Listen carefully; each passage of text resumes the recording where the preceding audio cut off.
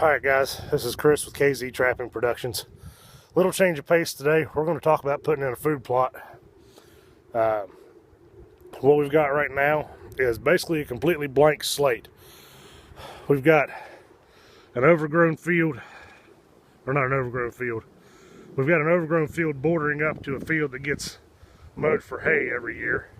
We've got a good established fence line. We have pines and thick cover behind us for bedding. And over here to this side, we've got just a distribution power line and a small row of trees that funnels out right into the bigger, heavier, thick stuff. Back here in this direction, we have a big 765 transmission line from the power company, and it's also pretty thick and heavy. There's pines on the back of it. They tend to bed in there as well.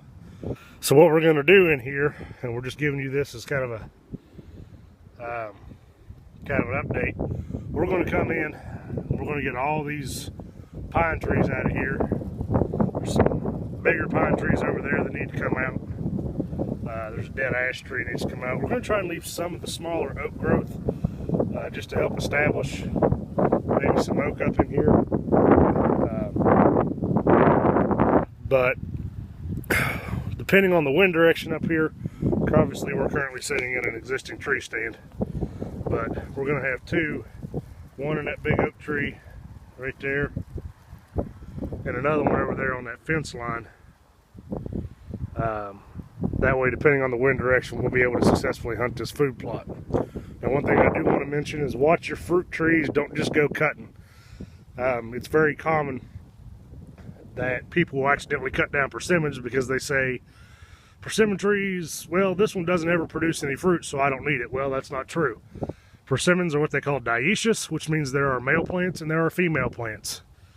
So sometimes you will have persimmon trees that don't have any fruit on them, and they are just as important as the ones that do put out fruit, because without that one with no fruit, you cannot get persimmons.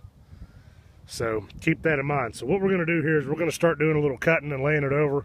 We're going to cover some topics like windrowing, which establishes food and cover for smaller animals, and just some other things. We'll give you an example of what a hinge cut is. We're not going to do any of that up here because we've already got plenty of food and cover. There's some ponds to the back of us, so there's water, but that just gives you an idea kind of what we're dealing with up here, and we'll get started.